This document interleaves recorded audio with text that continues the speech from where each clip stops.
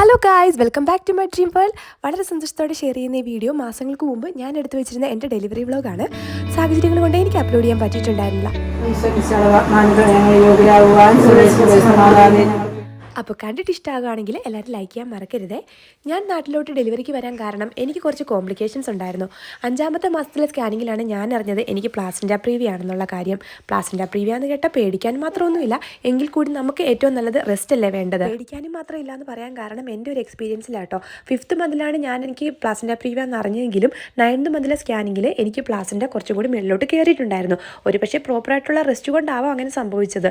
പിന്നെ placenta praevia എന്ന് പറഞ്ഞാൽ പല സ്റ്റേജ് ഉണ്ടല്ലോ. അതിൽ പ്ലാസൻ്റ ഫുള്ളായിട്ട് നമ്മുടെ സെർവിക്സിൻ്റെ ഓപ്പണിങ്ങിൽ കവർ ചെയ്തിരിക്കുകയാണെങ്കിൽ നമ്മൾ കുറച്ചും കൂടി ടേക്ക് കെയർ ചെയ്യണം. കാരണം അപ്പോൾ നമുക്ക് സിസേറിനൊക്കെ ആവശ്യം വേണ്ടി വരും. പക്ഷേ എൻ്റെ കാര്യത്തിൽ പ്ലാസൻ്റ കുറച്ചും കൂടി മുകളിലോട്ട് കയറിയത് കൊണ്ട് തന്നെ എനിക്ക് നോർമൽ ഡെലിവറി തന്നെയായിരുന്നു. മാത്രമല്ല എൻ്റെ ആദ്യത്തെ 2 നോർമൽ ഡെലിവറി തന്നെയായിരുന്നു. പിന്നെ എല്ലാവരും പറയും ഫസ്റ്റ് ഡെലിവറി ആണെങ്കിൽ ഭയങ്കര പാടായിരിക്കും, ഒത്തിരി സമയം എടുക്കും എന്നൊക്കെ. പക്ഷേ എൻ്റെ ഒരു എക്സ്പീരിയൻസ് വെച്ച് പറയുവാണെങ്കിൽ അങ്ങനെയൊന്നുമില്ല കേട്ടോ. നമ്മൾ ഫിസിക്കലി ഫിറ്റ് ആണെങ്കിൽ നമ്മുടെ ബോഡീനെ നമ്മൾ അതിന് വേണ്ടിയിട്ടൊന്ന് പ്രിപ്പയർ ചെയ്താൽ മാത്രം മതി. അതിന് നമ്മുടെ വീട്ടിലെ സാധാരണ ജോലികൾ തന്നെ ചെയ്താൽ മതി. പിന്നെ നടക്കുന്നതും ഭയങ്കര നല്ലൊരു കാര്യം തന്നെയാണ്. എൻ്റെ കാര്യത്തിലാണെങ്കിൽ ഫസ്റ്റ് ഡെലിവറിയുടെ ടൈമിൽ ഞാൻ ഇരുന്ന് നിലം വരെ തുടച്ചിട്ടുണ്ട്. അതുകൊണ്ടൊക്കെ ആവാം ദാ പോയി ദാ വന്നു എന്ന് പറഞ്ഞ പോലെയാണ് എൻ്റെ ഫസ്റ്റ് ഡെലിവറിയുടെ ഒരു സ്റ്റോറി എന്ന് പറഞ്ഞാൽ. പ്രത്യേകിച്ച് പറയാൻ മാത്രം ഒന്നുമില്ലായിരുന്നു. ഞാൻ പോയി പ്രസവിച്ചു തിരിച്ചു വന്നു 3ാം ദിവസം. സെക്കൻഡ് ഡെലിവറിയും ഏകദേശം അങ്ങനെയൊക്കെ തന്നെയായിരുന്നു. എന്നാൽ ഇതിൽ നിന്നെല്ലാം നേരെ മറിച്ചായിരുന്നു എൻ്റെ 3ാമത്തെ ഡെലിവറി. ഒരുപാട് ടൈം എടുത്തിട്ടുള്ളൊരു ഡെലിവറി ആയിരുന്നു എൻ്റെ 3ാമത്തെ ഡെലിവറി. ശരിക്കും പ്രസവം എന്താണെന്ന് അറിഞ്ഞത് ഞാൻ ഈ ഒരു ടൈമിലാട്ടോ. ബാക്കിയുള്ള പ്രസവത്തിനെയൊക്കെ ഞാൻ വെറും സുഖപ്രസവം എന്ന് തന്നെ പറയും. അതുപോലെ സുഖമായിരുന്നു എനിക്ക്. പക്ഷേ ഇതിന് ഞാൻ നല്ല ശരിക്കും വേദനയും തിന്നു, ശരിക്കും ടൈമും എടുത്തു. എല്ലാവരും പറയും 3ാമത്തെ പ്രസവമല്ലേ പെട്ടെന്നങ്ങ് നടക്കുമെന്ന്. പക്ഷേ അതിലൊന്നും ഒരു കാര്യമില്ല കേട്ടോ. നമ്മുടെ ബോഡി പ്രിപ്പയർ ആണെങ്കിൽ മാത്രമേ ഉള്ളൂ ഈ സുഖപ്രസവമൊക്കെ സംഭവിക്കത്തുള്ളൂ എന്ന് ഞാൻ മനസ്സിലാക്കിയേക്കുന്നത്. പിന്നെ ബാക്കിയുള്ള കാര്യങ്ങളെല്ലാം ദൈവത്തിൻ്റെ കയ്യിലാട്ടോ. അങ്ങനെ എന്നെ അഡ്മിറ്റ് ആക്കിയത് 19ാം തീയതിയാണ്. എൻ്റെ ഡ്യൂ ഡേറ്റ് എന്ന് പറയുന്നത് 24ാം തീയതി ആയിരുന്നു. എൻ്റെ ബോഡി ഒട്ടും പ്രിപ്പയർ അല്ലാഞ്ഞുകൊണ്ടാവാം എനിക്ക് ശരിക്കും പെയിൻ സ്റ്റാർട്ട് ചെയ്യുന്നത് 21ാം തീയതി വൈകിട്ടാണ്. ഒരു 12 മണിയൊക്കെ ആയപ്പോഴേക്കും എനിക്ക് ഒരു ചെറിയ വേദന വന്നു. ശരിക്കും പറഞ്ഞാൽ എനിക്ക് ഈ ലേബർ പെയിൻ ഐഡൻറ്റിഫൈ ചെയ്യാൻ പറ്റുന്നുണ്ടായിരുന്നില്ല. എൻ്റെ ആദ്യത്തെ 2 ഡെലിവറിയിലും എനിക്ക് വാട്ടർ ബ്രേക്കേജ് ആയിരുന്നു. അത് കഴിഞ്ഞ് നമുക്ക് മരുന്ന് തരുമായിരുന്നു വേദന വരാൻ വേണ്ടിയിട്ട്.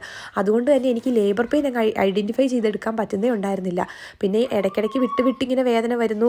ആ വേദനയുടെ ആ ഒരു ഗ്യാപ്പ് കുറഞ്ഞു വരുന്നു. അങ്ങനെയൊക്കെ ആയപ്പോഴേക്കും നമുക്ക് മനസ്സിലായി ഇത് ലേബർ പെയിൻ തന്നെയാണെന്ന്.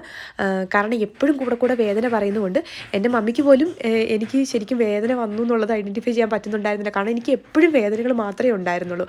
അങ്ങനെ 22ാം തീയതി വെളുപ്പിനെയായി. രാത്രി തുടങ്ങിയ വേദന കേട്ടോ. ഞാൻ പറഞ്ഞില്ലേ പിറ്റേ ദിവസം വെളുപ്പിനെ 22ാം തീയതി വെളുപ്പിനെ ആയപ്പോഴേക്കുമാണ് ശരിക്കും പറഞ്ഞാൽ എനിക്ക് എന്നിട്ടും എനിക്ക് ഫുൾ 10 സെൻറ്റിമീറ്റർ ഓപ്പൺ ആയില്ല. അപ്പം ഇവർ ഏകദേശം ആയപ്പോഴേക്കും വീട്ടിൽ നിന്ന് എല്ലാവരും വന്ന് നിൽക്കാൻ പറഞ്ഞു. അങ്ങനെ എല്ലാവരും പുറത്ത് വന്ന് കട്ട വെയിറ്റിംഗ് ആണ്. അങ്ങനെ ആ മുഹൂർത്തം എത്തി. 6:48 ആയപ്പോൾ ഞാൻ പ്രസവിച്ചു. ആൺകുഞ്ഞായിരുന്നു. ഓൾറെഡി നമുക്ക് അറിയാമായിരുന്നു കേട്ടോ ആൺകുഞ്ഞാണെന്നുള്ള കാര്യം. അങ്ങനെ എൻ്റെ ചെറുക്കനെത്തി.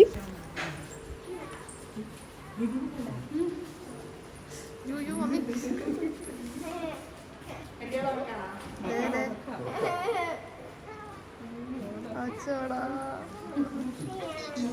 നമുക്ക് ആ ലൈഫിൽ മറക്കാൻ പറ്റാത്ത മൊമെൻറ്റില്ല. അതുകൊണ്ട് എനിക്ക് വാക്കുകൾ കിട്ടുന്നില്ല പറയാനായിട്ട്. അത്ര ഹാപ്പി ആയിരുന്നു. നമ്മുടെ വീട്ടിലെ ആദ്യത്തെ ആൺകുഞ്ഞായിരുന്നു അവൻ. എല്ലാവരും ഹാപ്പിയായി. പ്രസവിച്ച ഉടനെ അവർ ഡോക്ടറെ കാണിക്കാൻ കൊണ്ടുവന്ന വഴിക്ക് തന്നെ കേട്ടോ നമ്മളെയൊന്ന് കാണിച്ചിരുന്നത്. കാരണം എൻ്റെ മോൾ അത്രയും ഉറങ്ങാതെ രാത്രി ഫുള്ള് കാത്തിരിക്കുമായിരുന്നു. അതുകൊണ്ടാണ് അവർ പോകുന്ന വഴിക്ക് തന്നെ കുഞ്ഞിനെ ഒന്ന് കാണിച്ചിട്ട് കൊണ്ടുപോയത്. അത് കഴിഞ്ഞ് നമ്മുടെ കൈ കൊണ്ട് തരുകയൊക്കെ ചെയ്തു. പക്ഷേ അതൊന്നും എനിക്ക് ഷൂട്ട് ചെയ്യാൻ പറ്റിയിട്ടുണ്ടായിരുന്നില്ല. കാരണം പിന്നെ അങ്ങോട്ട് തിരക്കായി പോയിരുന്നു. അതെല്ലാം കഴിഞ്ഞ് 23ാം തീയതി തന്നെ നമുക്ക് ഡിസ്ചാർജും തന്നു. കാരണം കുറച്ച് ദിവസമായല്ലോ നമ്മൾ അഡ്മിറ്റ് ആയിട്ട്.